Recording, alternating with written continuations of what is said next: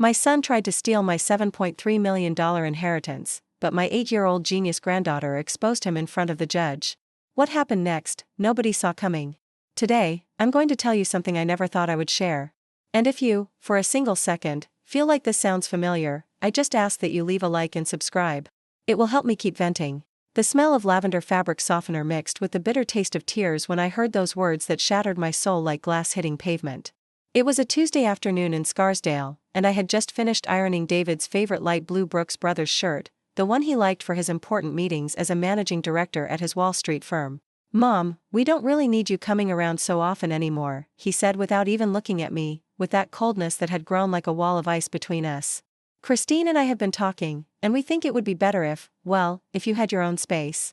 My hands trembled on the ironing board. 72 years old, and I had never heard my son speak to me as if I were a troublesome stranger. The same mouth that had kissed my cheeks every night during his childhood now spoke words that sliced through me like poisoned daggers. Christine, his wife, emerged from the kitchen with that practiced, plastic smile she'd perfected for the bank's social mixers. Her eyes, however, looked at me as if I were a smudge on their expensive Italian leather sofa. "It's for your own good, Grace," she added, drying her hands with a monogrammed towel I had given her for her birthday. "At your age, you need independence. We also have our lives, our plans, their plans." For 30 years, I had helped build those plans. When David was studying administration and finance at NYU Stern, I worked 12 hours a day at Mrs. Albright's tailoring shop downtown, my fingers bleeding over industrial machines to pay his tuition.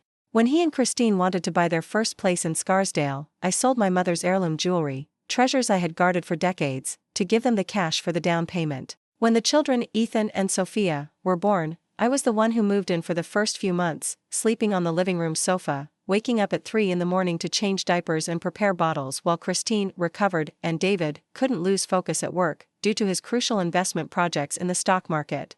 And now, after all those sacrifices, after having invested not just my money but my entire life into their happiness, they were asking me to disappear. But Ethan has his soccer game on Saturday," I whispered, clinging to the ironing board like a life raft. "And Sophia asked me to help her with her science project." "The kids will be fine without you, Mom," David interrupted, checking his phone as if our conversation were less important than his trading texts.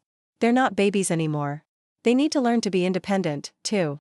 The world tilted around me. The living room where I had spent so many afternoons playing with my grandchildren, where I had prepared family dinners on Sundays, where I had celebrated birthdays and Christmas, suddenly felt hostile and cold. The furniture I had helped them choose stared at me as silent witnesses to my humiliation. "And what about the things I keep here?" I asked, pointing toward the closet where I stored some of my belongings.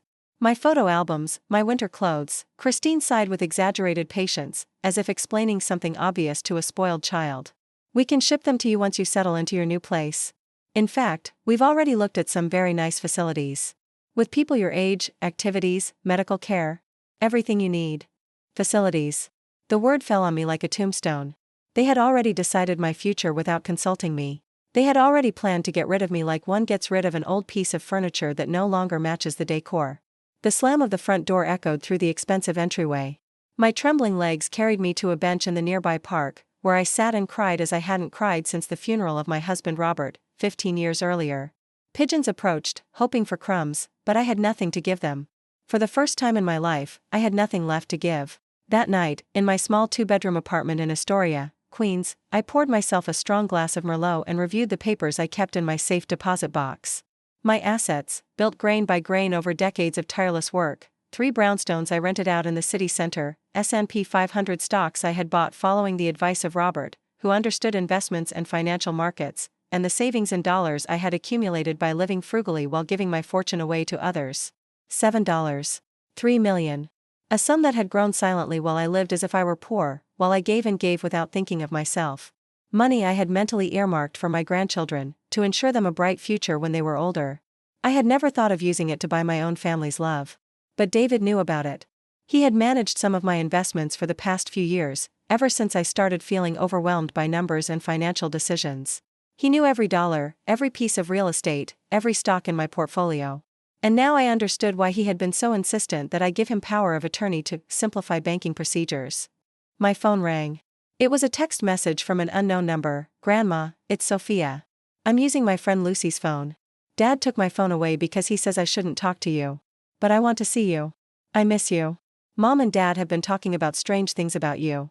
I'm scared. My hands shook as I read the message over and over. My 8-year-old granddaughter, my little Sophia, the only one who still ran to hug me when she saw me, was being manipulated to keep her away from me. They were using the children as pawns in their cruel game. That morning, awake in sheets that smelled of loneliness, I made a decision that would change everything. I was going to find out exactly what David and Christine were planning. And if they had made the mistake of underestimating me because I was an older woman, they were about to learn that the years had not weakened my determination. I didn't know then that my 8-year-old granddaughter would be the one to unravel the whole truth. I didn't know that a child's innocence would be the most powerful weapon against adult greed. I only knew that something very dark was brewing in the shadows of my own family, and that for the first time in my life, I was going to fight not to give, but to protect what was mine. Do we continue with this heartbreaking story? Give it a like if you feel Grace deserves justice, and subscribe because what happens next will leave you breathless. Over the next few days, I began to notice things I had previously ignored out of blind love. David was coming home later than usual, always with excuses about important meetings with foreign investors. Christine had started looking at me differently when we coincided at the local market, as if she were evaluating how much longer she would have to pretend courtesy. But it was Sophia who opened my eyes completely. My granddaughter managed to call me from her school secretary's phone, pretending she felt sick. Her little voice trembled when she told me what she had heard the night before. Grandma's dad and mom were in the office with a very serious man who had a black briefcase. I hid behind the door because mom had sent me to my room, but I didn't close the door all the way. What were they saying, my love? I asked, feeling my heart pound. Dad was showing the man some papers and said he already had your signature on everything. The man asked if you agreed, and Dad laughed and said you wouldn't even know because you're very old and don't understand money anymore. My granddaughter's words hit me like buckets of ice water.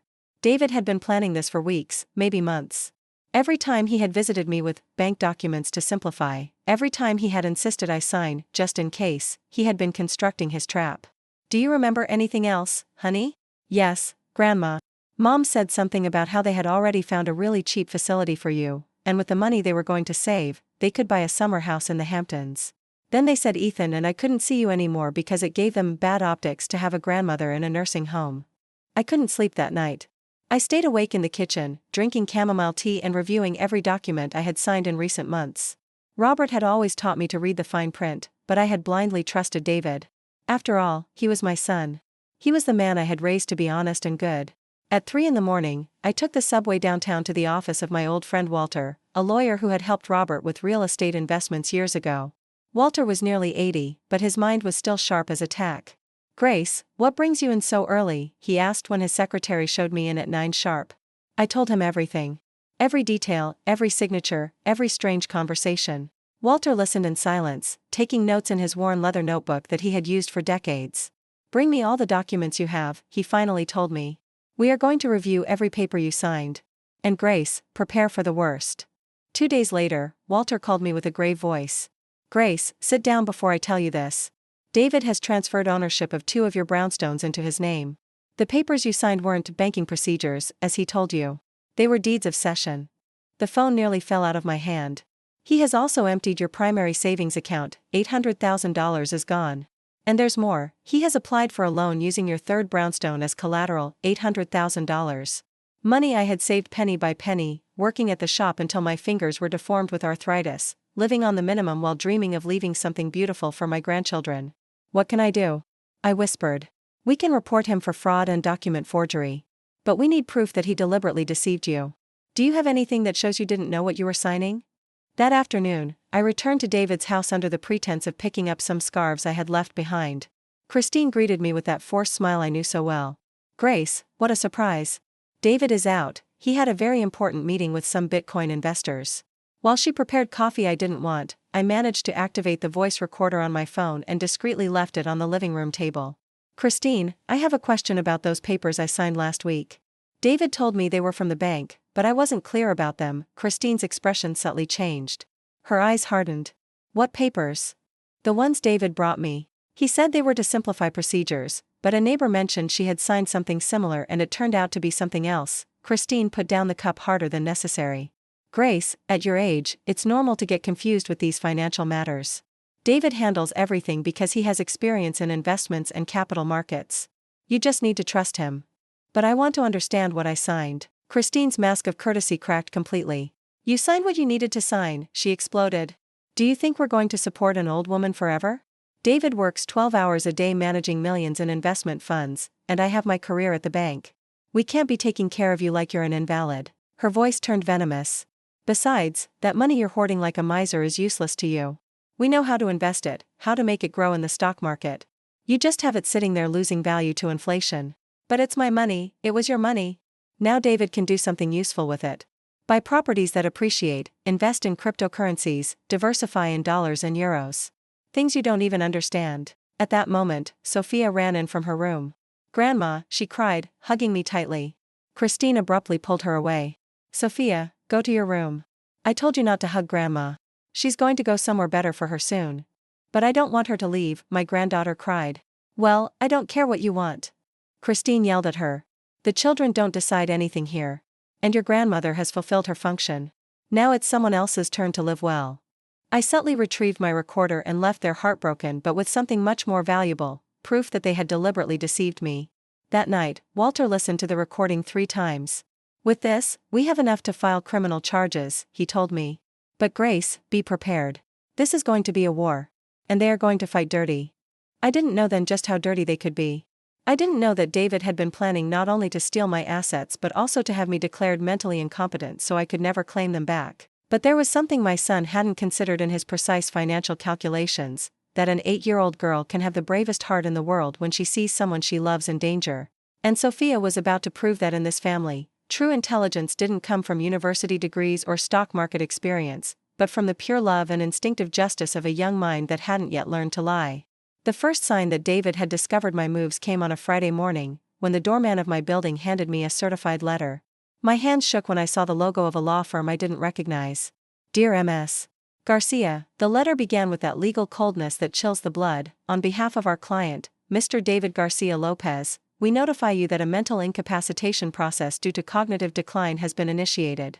According to the attached medical report, you exhibit signs of senile dementia that incapacitate you from responsibly managing your assets. I read the letter 3 times before the words truly sank into my brain. David hadn't just stolen my money, now he wanted to have me declared insane to ensure I could never recover it. The medical report was signed by a doctor I had never seen in my life. According to the document, I suffered from episodes of severe confusion, recent memory loss, and paranoia related to the handling of money and financial assets. All lies, every word carefully constructed to paint the portrait of a senile old woman who couldn't distinguish between reality and her fantasies. I immediately called Walter, but his secretary informed me he was in the hospital. A heart attack the night before. My only ally had fallen just when I needed him most. That afternoon, walking through Central Park trying to clear my head, I received a call from Christine. Grace, we need to talk. David is very worried about you. He's noticed you've been acting strangely lately, forgetful. We think you need professional help. Her voice had that sickly sweet tone that nurses use with terminally ill patients. Nothing is wrong with me, Christine. Of course, something is wrong with you. Yesterday you told Mrs. Rodriguez on the 4th floor that David had stolen money from you. Do you realize how serious that is? You could ruin his reputation at the bank where he manages multi-million-dollar investment portfolios. I felt the world spin around me. Indeed, I had mentioned something to Mrs. Rodriguez, but only because I needed to vent to someone. I never thought it would reach David's ears so quickly. Furthermore, Christine continued, we've spoken with some specialists. They say these paranoid episodes are very common in women your age. It's normal to confuse reality with fantasies about theft and conspiracies. They are not fantasies, Christine. I have proof. Proof? Grace, please. All you have are confusions from a mind that no longer processes information correctly. Look, we found a lovely facility in Trenton, New Jersey. They have specialists in senile dementia, activities to keep the mind active, and best of all, 24-hour medical care. The facility. Of course. Everything was perfectly orchestrated. I am not going to any facility. You don't have a choice, Grace. David is going to file for legal guardianship. A judge is going to decide what is best for you, and we are going to make sure you receive the care you need. That night, Sophia managed to sneak out of the house and appeared at my door. Her eyes were red from crying. Grandma, Dad says you're sick in the head and that they'll punish me if I see you. But I know you're not crazy. You're the smartest person I know. I hugged her so tightly I was afraid I would hurt her. What else did they say, my love? Dad was talking on the phone with someone about some brownstones. He said he almost had everything ready to sell them and that he was going to invest the money in some cryptocurrency thing that was going to make him super rich. My heart stopped. David was planning to sell my properties. Once he did, it would be impossible to recover them. I also heard Mom tell her sister that in 6 months they wouldn't have to pretend to love you anymore. That when you're in the facility, they'll be able to live like real rich people. 6 months. That was their timeline. In 6 months, they wanted to have me locked up, stripped of all my assets, and declared mentally incompetent so I could never claim anything. Sophia, do you know where they keep important papers at home? Yes, Dad has a safe in his office. Sometimes he opens it when he thinks no one is watching. I know the combination because I've seen him enter it many times. Do you know it by heart? Of course. It's August 23rd, 51. It's your birthday, Grandma. August 23rd, 1951. The irony hit me like a slap. David had used my own date of birth as the code to safeguard the documents of my destruction. Sophia, I'm going to ask you something very important, but also very dangerous. If you are afraid, you don't have to do it. Tell me, Grandma. I'll do anything. I need you to get those papers from the safe. But only if you are absolutely sure your parents aren't home. Tomorrow they're going all day to look at a house in Greenwich, Connecticut. They'll be gone from morning until night. And Ethan is staying at his friend Peter's house.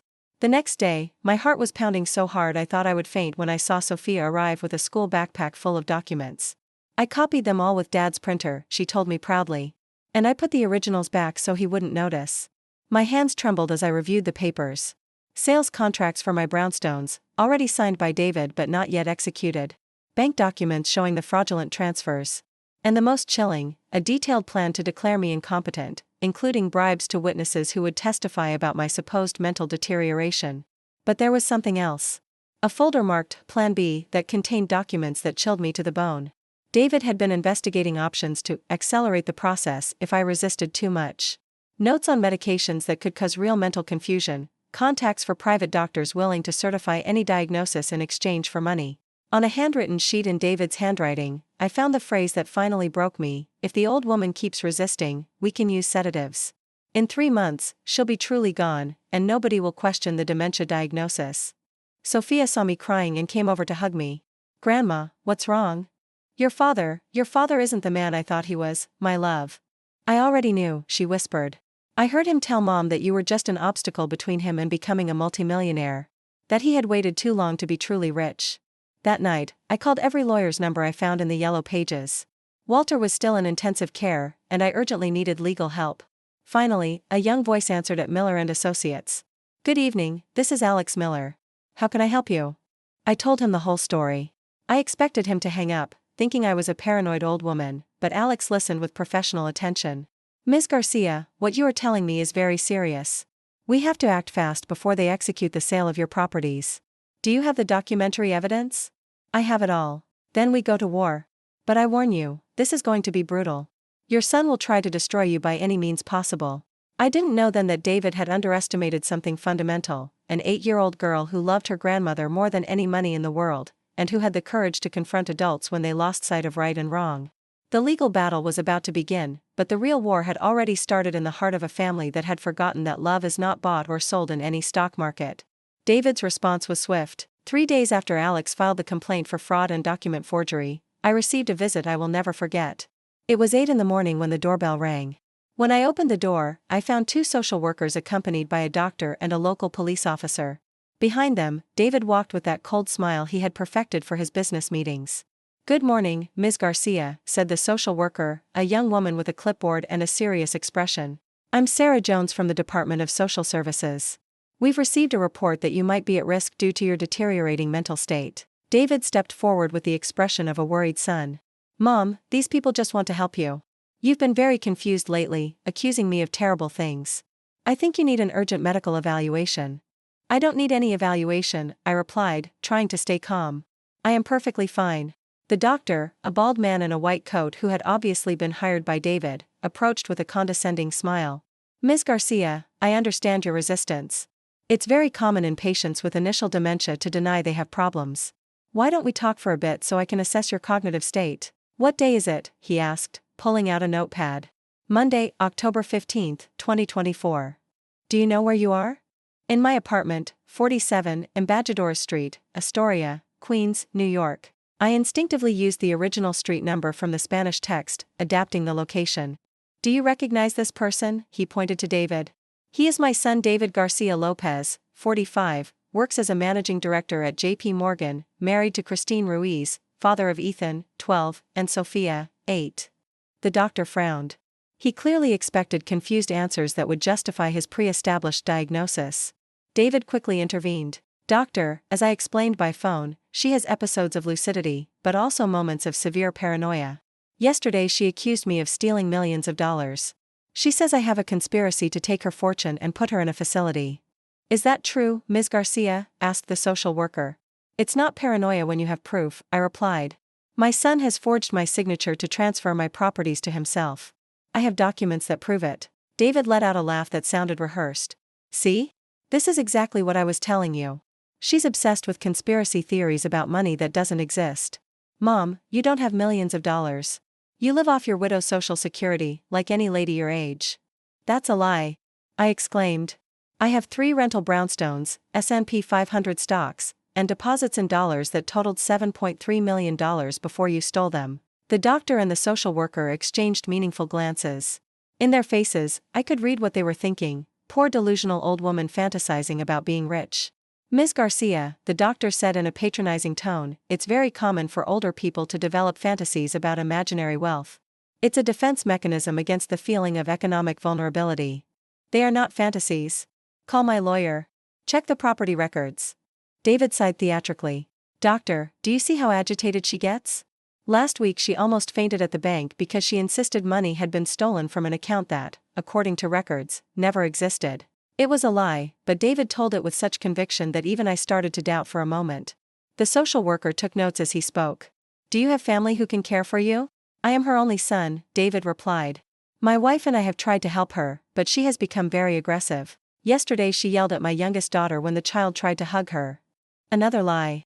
But they had no way of knowing. We believe the best course of action would be a complete psychiatric evaluation at a specialized center, the doctor concluded. At least for 72 hours of observation. My world crashed. A 72-hour psychiatric hold was exactly what David needed to execute the sale of my properties. In the time I was locked up being evaluated, he could sign all the necessary documents. I am not going to any psychiatric ward. I shouted. This is kidnapping. At that moment, Sophia appeared, having been hiding on the stairs since the officials arrived. My granddaughter lunged at me, hugging me tightly. Grandma, what are you doing to my grandma? David turned pale upon seeing his daughter. Sophia, what are you doing here? You were supposed to be at school. I lied and ran away because I knew you were going to hurt Grandma. My granddaughter yelled at him with a bravery that broke my heart. She's not crazy. You're the bad guy. The social worker knelt down to Sophia's level. Hello, sweetheart. Has your grandmother told you strange things lately? No. My grandma is super smart. She knows about numbers and money and everything. It's my dad who tells lies. David tried to grab Sophia's arm. Sophia, you don't understand what's happening. The adults are talking about important things. Yes, I do understand, my granddaughter shouted, pulling away. I understand you want to steal Grandma's money and put her in a facility so she dies alone. The silence that followed was deafening. All the adults stared at the 8-year-old girl who had put into words what no one dared to say directly. David tried to laugh nervously. Kids say things, you know how they are. Sophia has been watching too many movies lately. But Sophia wasn't finished. I heard you tell Mom that you were going to sell Grandma's brownstones and that with that money, you were going to buy bitcoins and get super rich. And I also heard you say that if she didn't sign the papers, you were going to give her medicine to make her really dumb. The doctor straightened up abruptly. What did you just say, young lady? That my dad has written plans on his computer about how to make my grandmother look crazy so he can take her inheritance. David started sweating visibly. She's confused. Children misunderstand adult conversations. But the social worker now looked at David with growing suspicion. Is it true that your mother has properties registered in her name? Well, yes, and is it true that you manage her financial affairs? Like any responsible son caring for his elderly mother, and is it true that there are signed documents transferring those properties to your name? David remained silent too long. His silence was more revealing than any confession. Sophia seized the moment to pull a folder of documents from her school backpack. Social worker, these are the papers my dad has hidden in his safe. My grandma asked me to bring them so you could see the truth. The doctor took the documents and reviewed them quickly. His expression changed completely upon seeing the forged signatures and the detailed plans to mentally incapacitate an elderly woman. "Mr. Garcia," he said in a harsh voice, "I'm afraid there is evidence here of possible fraud. I cannot proceed with the psychiatric evaluation until this is properly investigated." David attempted one last desperate move. "Those documents were stolen from my house. It was my minor daughter who brought them. This proves my mother is using the child for her delusions." But it was too late. The social worker had called on her radio, and within minutes more police officers arrived, this time to escort David away. Sophia hugged me as we watched her father being led away in handcuffs. "Grandma, are you safe now?" I didn't know how to answer her. The legal battle was just beginning, but for the first time in weeks, I felt that maybe, just maybe, the truth had a chance to win against money and manipulation. The following days were a whirlwind of contradictory emotions. On the one hand, I felt the relief of knowing that David had been detained and that the authorities were finally beginning to take my accusations seriously. On the other hand, the pain of seeing my own son handcuffed like a common criminal gnawed at my soul like silent acid. Christine appeared at my door that same afternoon, but she was no longer the woman with the plastic smile I knew. Her eyes were swollen from crying, her makeup smeared, and for the first time in years, she looked genuinely human. "Grace, we need to talk," she said with a broken voice. "Please." I let her in, more out of curiosity than compassion. Christine sat on my sofa as if it were strange furniture, looking at the floor with trembling hands. I didn't know how far David had gone," she began. "I knew he managed your investments, I knew he had signed some documents, but I never thought that he had forged your signature. I never thought he had stolen so much money." "Seriously?" I asked, unable to hide the bitterness in my voice. "You knew nothing about the plans to drug me with sedatives? You knew nothing about the facility in Trenton? You knew nothing about the plan to declare me mentally incompetent?" Christine covered her face with her hands. "I knew some things, but David told me it was for your own good. He convinced me that you were genuinely losing your memory, that the accusations you were making were symptoms of dementia. He told me the doctors had confirmed you needed specialized care. And you believed him because it was convenient to believe him." "Yes," she burst out. "Because it was easier to believe that than to accept that I had married a monster. Because I needed to think that the money we were spending on the Hampton summer house and the cryptocurrency investments was legitimate." For the first time, Christine seemed to be telling me the truth. "Grace, David showed me bank documents that made it look like you only had your widow's social security. He told me your fantasies about being rich were delusions, that you had invented that entire fortune in your head. And the brownstones you knew existed?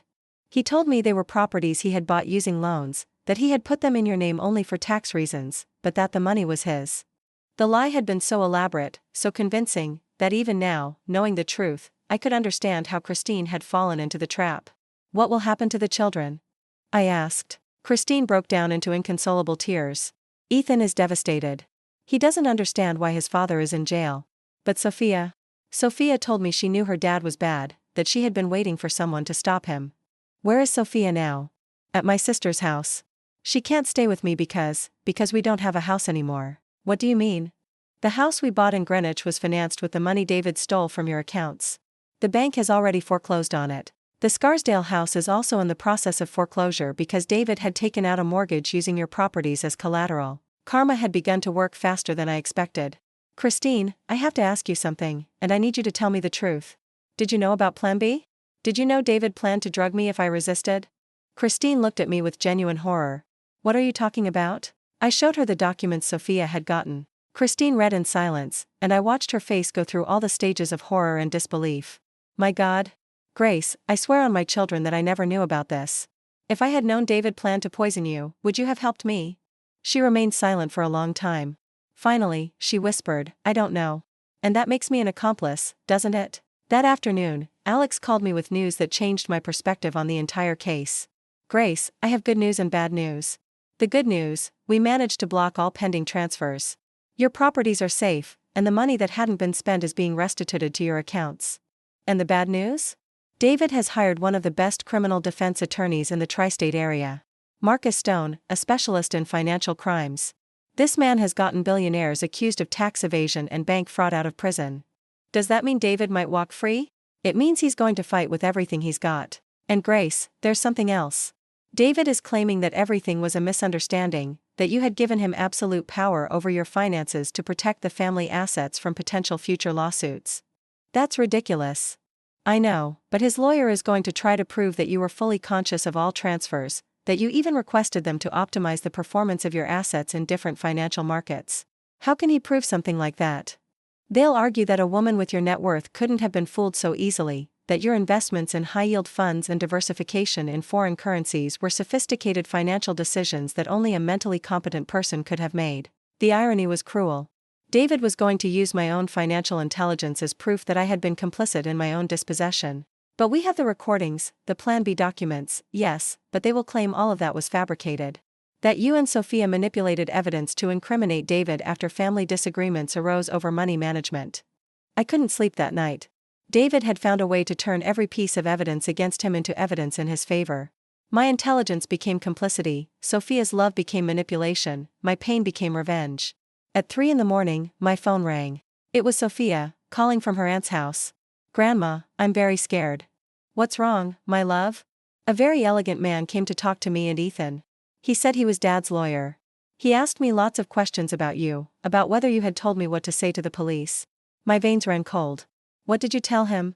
"I told him the truth, that you never told me what to say, that I decided on my own to help you because Dad was being mean to you." "And what did he say?" "He said I was very smart for my age, and that smart children can sometimes get into trouble if they say things adults might misunderstand." David was intimidating his own daughter. He was using an 8-year-old girl as another pawn in his legal strategy. "Grandma, can that man hurt me?" "No, my love. I won't let anyone hurt you." But as I comforted Sophia, I realized that David had more resources than I had imagined. He had money, he had contacts, he had a lawyer specializing in making the guilty look like victims. And now he was willing to use his own children to save his skin. The war had escalated to a level I never thought I would see. It was no longer just about recovering my money or my dignity. Now it was about protecting a brave child who had risked everything to save her grandmother. David had made many mistakes in his plan, but his biggest mistake had been underestimating an elderly woman who had spent 72 years learning that life is not always fair, but sometimes, just sometimes, the truth finds a way to win. The trial began on a gray Monday in November, in a courtroom at the county courthouse that smelled of old paper and disinfectant. I sat on the complainant's bench with Alex beside me, watching David enter, escorted by his lawyer Marcus Stone, a man in an impeccable suit and a calculated smile who walked as if he owned the world. David had lost weight during the weeks in pretrial detention, but his eyes retained that coldness he had developed during his years as a financial director. He looked at me once, and in that gaze, I didn't see the child I had raised, but a stranger evaluating an opponent in a business transaction. The room slowly filled. Christine entered with the children, Ethan walking like a zombie and Sophia clinging to her aunt's hand. My granddaughter looked for me and gave me a brave smile that broke my heart. That 8-year-old girl was about to testify against her own father. The judge, a serious man in his 60s named Judge Thompson, reviewed the documents with the careful patience of someone who had seen too many cases of families destroyed by greed. "We will proceed with the reading of charges against the accused David Garcia Lopez for the crimes of aggravated fraud, document forgery, and misappropriation in an amount exceeding $7 million. $7 million. The figure resonated in the room like thunder. Hearing my assets reduced to an amount in a court file made me feel strangely detached from my own life. Marcus Stone stood up to present his opening argument. "Your Honor, my client is the victim of a defamation campaign orchestrated by a resentful mother who cannot accept that her son has succeeded in the world of international finance. David Garcia did not steal money, he brilliantly managed his mother's assets, multiplying their value through strategic investments in currency markets and cryptocurrencies." "Are you saying the plaintiff authorized all the transfers?" the judge asked. "Exactly, Your Honor. Ms. Garcia is an intelligent woman who built a considerable fortune over decades. She is not a senile elderly woman who can be easily deceived. Every financial decision was consulted with and approved by her." Alex immediately rose. "Objection, Your Honor. The defense has no proof of those alleged consultations." "We have something better than verbal consultations," Stone replied with a triumphant smile. "We have the recordings." My heart stopped. "What recordings?" Stone played an audio recording where my voice could clearly be heard saying, "David, I trust you completely. Do what you think is best with the money. You understand investments and financial markets much better than I do." It was my voice, without a doubt. But those words had been said in a completely different context, years ago, when David had asked if he could invest a small amount in low-risk funds for my retirement. "As you can hear," Stone continued, "Ms. Garcia granted absolute power to her son to manage her investments. And he did so brilliantly, increasing the value of the family portfolio by 300% over the last 5 years. That is a manipulation of evidence. Alex shouted. That recording is taken out of context. Can you prove it? Stone asked defiantly. The judge intervened. We will proceed with the testimonies. I call the plaintiff, Grace Garcia, to the stand. I walked toward the stand with trembling legs. I swore to tell the truth and began to recount my story from the beginning, the years of sacrifice, David's lies, the discovery of the theft. Marcus Stone interrupted me during the cross-examination. Ms. Garcia, is it true that you accumulated a fortune of over $7 million working as a seamstress? I worked many years, saved every penny. Is it true that you never studied finance or economics? No, but, is it true that until 5 years ago, you didn't know how to use a computer or access online banking? Yes, but that doesn't mean, then how do you explain your successful investments in international markets? How did a woman with no financial education manage to diversify her portfolio into Bitcoin, Nasdaq stocks, and European investment funds? The trap was perfect. David had used my money to make risky investments that had coincidentally turned out successful, and now his lawyer was using that success as proof that I had been involved in all the decisions. My son handled those investments without my knowledge, I replied. Without your knowledge? Ms. Garcia, are you saying someone can move millions of dollars without the owner finding out? He forged my signature. Do you have proof of that forgery? Alex presented the expert report that demonstrated the forged signatures, but Stone had his response ready. Your Honor, my client admits that he occasionally signed documents for his mother, but always with her express authorization. Ms. Garcia has severe arthritis in her hands, and she frequently asked David to sign for her when the pain prevented her from writing. It was true that sometimes I had asked him to sign receipts or minor documents when my hands hurt too much. David had turned those small favors into the foundation of his defense. I call the minor Sofia Garcia Ruiz to the stand, the judge announced. My granddaughter walked toward the stand with a bravery that filled me with pride and terror. The judge addressed her in a soft voice. Sophia, do you know why you are here? Yes, Judge. I'm here because my dad stole money from my grandma, and I found out. How did you find out? I heard him talking on the phone about selling grandma's brownstones. And I found papers in his safe where he had plans to make grandma look crazy. Marcus Stone stood up for the cross-examination, and at that moment, I knew David had lost all humanity. Sophia, did your grandmother ask you to look for those papers? Yes, but, did she tell you what you needed to find? No, she just wanted to see what was in the box. Did she promise you anything in return for helping her? No. I help my grandma because I love her. Sophia, is it true that your grandmother buys you gifts and your dad sometimes punishes you? Alex protested immediately. Your Honor, the defense is manipulating a minor. Did you know that falsely accusing someone of theft is very serious? Stone continued, ignoring the protest. Sophia began to cry. I am not lying. My dad is mean to my grandma. Did your grandmother tell you your dad was mean? No. I saw it with my own eyes. At that moment, David stood up and shouted, Enough. You will not use my daughter for your lies. The judge ordered silence, but the damage was done. David had shown his true face, that of the man who was willing to psychologically destroy his own 8-year-old daughter to save his skin. Christine stood up from the public gallery. Your Honor, I request permission to testify. Ms. Garcia Ruiz, do you wish to testify for or against the accused? Christine looked directly at David with an expression I had never seen on her face. Against, Your Honor. My husband lied to me too. And I just watched him try to psychologically destroy our daughter to walk free. I can't stay silent. David's face completely fell apart. His own wife had just turned against him, and for the first time since this whole hell began, I saw real fear in his eyes. Christine walked toward the stand with determination, and I knew the battle was about to take a turn no one had foreseen. The truth, finally, was going to have its day in court. Christine took the stand with a dignity I hadn't seen in years. Her hands trembled slightly, but her voice came out clear and firm when she swore to tell the truth. Your Honor, for 5 years I lived in a lie carefully constructed by my husband.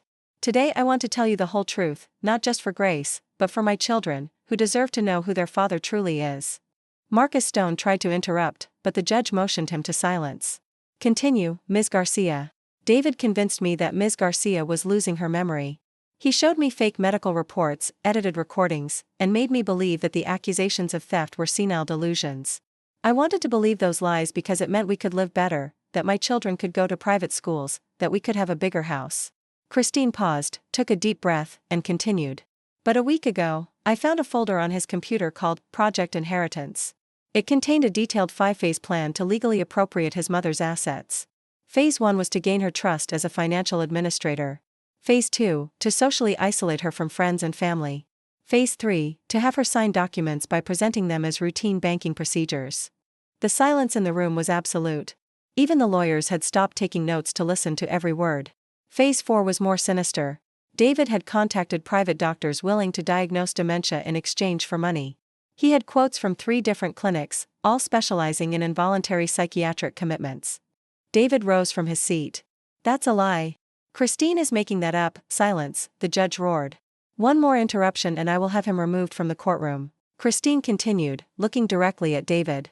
The 5th phase, the most horrible of all, was the plan to administer medications that would cause actual mental confusion.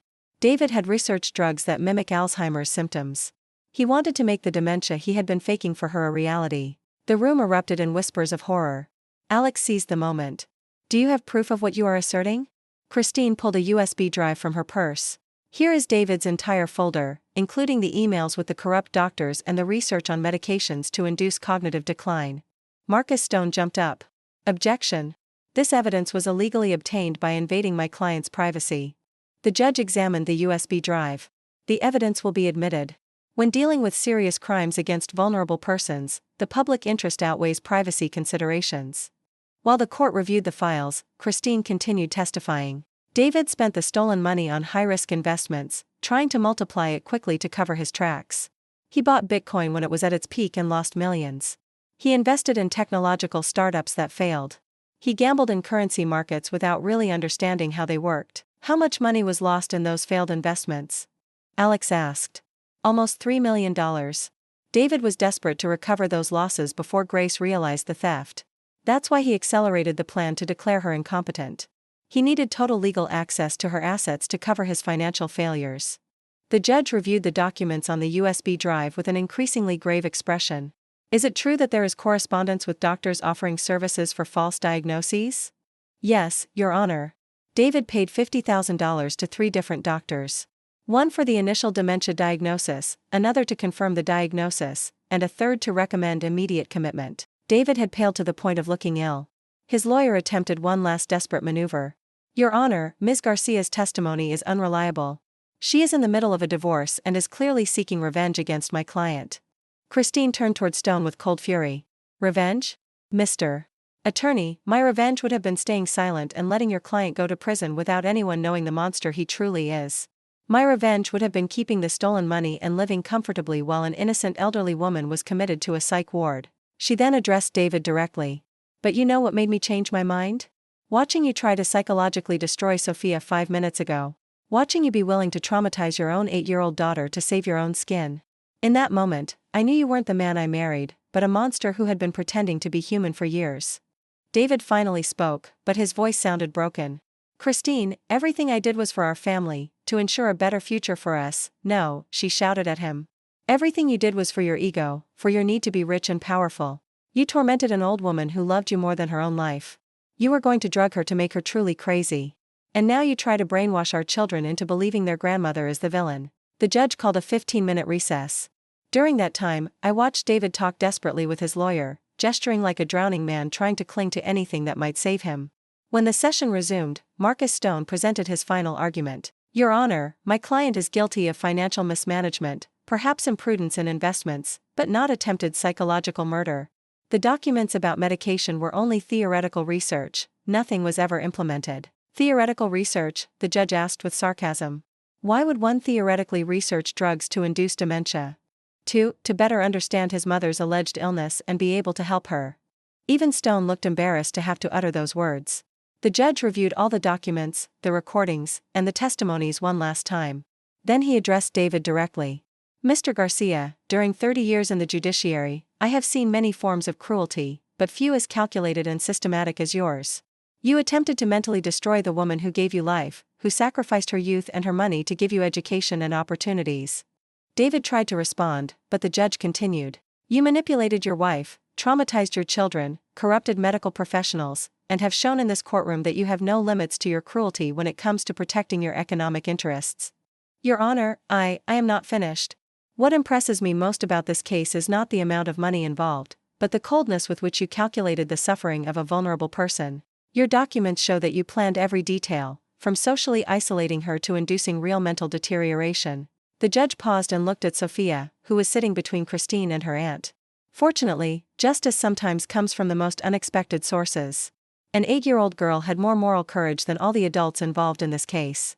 Then he pronounced the words that would change our lives forever. David Garcia Lopez, I find you guilty of aggravated fraud, document forgery, attempted psychological kidnapping, and conspiracy to commit grievous bodily harm.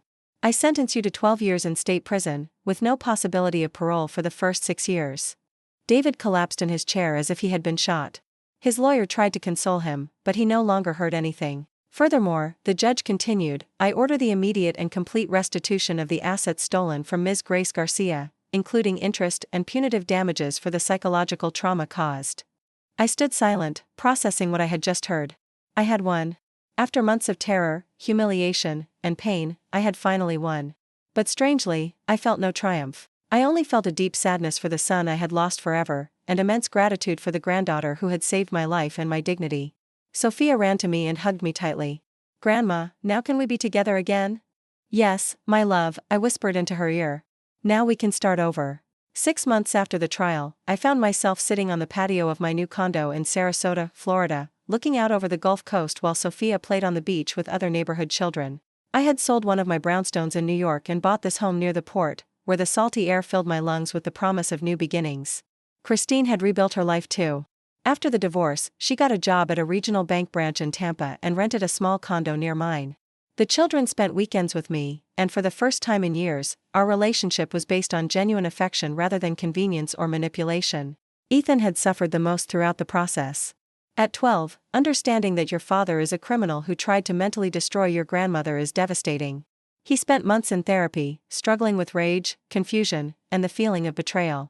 Slowly, however, he began to heal. Grandma, he said to me one day while we walked along the waterfront boardwalk, do you hate me for believing Dad's lies? My love, I replied, stopping to hug him, you were a child. Children trust their parents because that is the natural way of the world. There is nothing to forgive. Sophia, on the other hand, had blossomed like a flower after the rain. Her bravery during the trial had made her a little local heroine. The newspapers had covered the story, always protecting her identity, but highlighting how an 8-year-old girl had exposed a multi-million-dollar fraud. One afternoon, as I was preparing a roast chicken dinner, I had started cooking again, something I hadn't done since Robert died. Sophia approached me with one of her drawings. Look, Grandma. It's you and me in our new house. The drawing showed a house by the sea, with 2 smiling figures, a tall one and a small one, holding hands under a bright yellow sun. In the bottom corner, she had written in her childish handwriting, my grandma isn't old. She's brave. I sat in a chair and cried. Not from sadness, but from a gratitude so profound that I had no words to express it. The recovered money had given me a freedom I had never experienced. For the first time in my life, I didn't have to worry about making ends meet, about saving every penny, about sacrificing my own needs for those of others. With my assets fully restituted and the punitive damages ordered by the judge, I had sufficient resources to live comfortably and help those who truly needed it. I established a scholarship fund for older women who wanted to study or learn new skills. I also donated monthly to organizations that helped victims of familial financial abuse, a problem more common than people imagined. Money doesn't buy happiness, Robert used to say, but it buys the peace of mind to look for it. One spring morning, while having coffee on my favorite patio, I saw an article in the local newspaper that caught my eye. A 65-year-old woman had reported her son for misappropriation of her inheritance. The case sounded painfully familiar. Without thinking twice, I called the number listed at the end of the article. The woman's name was Martha, and when I told her my story, she burst into tears over the phone. I thought I was the only one something like this had happened to, she told me. I thought I was a bad mother for suspecting my own son. You are not alone, I assured her. And you are definitely not a bad mother. Over the next few weeks, I helped Martha find a good attorney, accompanied her to legal appointments, and lent her the emotional support I had desperately needed during my darkest moments. I discovered that there were dozens of similar cases across the U.S. Adult children manipulating elderly parents to appropriate their assets, families turning into economic partnerships where affection was measured in dollars and relationships were reduced to financial transactions. I decided to use my experience to help other victims. Alex and I created a small foundation called The Dignity Project that offered free legal advice and psychological support to elderly people who were victims of familial economic abuse. The first time I gave a talk at a community center in Sarasota, there were 20 people in the auditorium. Most were women my age who had come more out of curiosity than real need. But when I finished telling my story, 5 of them approached me to share similar situations they were living through. I thought my daughter was helping me with bills, a woman named Beatrice told me, but it turns out she's been emptying my savings account for 2 years. My son-in-law convinced me to put my house in my daughter's name to avoid probate issues, another told me. Now they want to sell it and send me to a facility. Every story was an echo of my own experience, every testimony confirmed that financial abuse of the elderly was a silent epidemic in our society. A year after the trial, I received an unexpected letter. It was from David, from state prison. His handwriting had changed, it looked smaller, more uncertain. Mom, the letter began, I know I have no right to write to you, let alone ask for forgiveness. But the months in prison have given me time to think about what I did, about the monster I became. I read the entire letter, expecting to feel rage or pain, but only felt a deep and clean sadness. David wrote about psychological counseling, about finally recognizing the magnitude of his cruelty, about understanding that he had destroyed the person who had loved him most in the world. I don't expect you to forgive me, the letter concluded. I only hope that someday you can remember the boy I was before I became the man I am ashamed to have been. I didn't answer the letter, but I kept it. Perhaps someday, when my wounds were completely healed, I could find space in my heart for forgiveness. But that day had not yet arrived. Sophia turned 9 at our Sarasota home.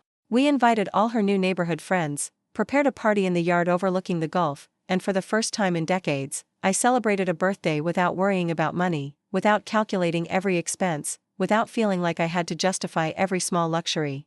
When the children left and we were clearing the dishes, Sophia asked me, Grandma, are you happy now? The question took me by surprise. I reflected for a moment, looking toward the horizon where the sun was setting over the Gulf, painting the sky with colors I hadn't noticed during years of worry and survival. Yes, my love. I think for the first time in a very long time, I am truly happy. And you're not scared anymore? I am not scared anymore, I confirmed, and as I said it, I realized it was completely true. That night, after tucking the children into bed, I poured myself a glass of red wine and sat on my patio. The sea whispered its eternal song, and for the first time in 73 years of life, I felt completely free. Free from fear, free from the need to please others at the expense of my own dignity, free from the belief that I had to buy my family's love with sacrifice and money. I had learned that respect is not begged for, it is demanded. That true love is priceless, and those who try to put a value on it do not understand its nature. The sea breeze moved the curtains in my living room, and in the silence of the night, I could finally hear my own voice, clear and strong, telling me the words I had needed to hear for decades. Grace Garcia, you are worth more than any number in a bank account. Your dignity is not for sale, your love is not a transaction, and your life belongs to you. It was a lesson that had cost almost everything to learn, but it was worth every tear, every sleepless night, every moment of terror and humiliation. Because in the end, I had discovered something that no university teaches and no financial manual can explain, that true wealth is not measured in dollars or properties, but in the ability to look at yourself in the mirror and know that you have lived with dignity, that you have loved unconditionally, and that when the moment came to choose between comfort and truth, you chose the truth. And that, I thought as the salty night embraced me, was an inheritance that no one could steal. Have you ever felt someone abused your generosity or made you feel invisible in your own family? Tell me about it in the comments. If this story touched your heart, please like and subscribe to the channel so this message reaches someone who needs to hear it.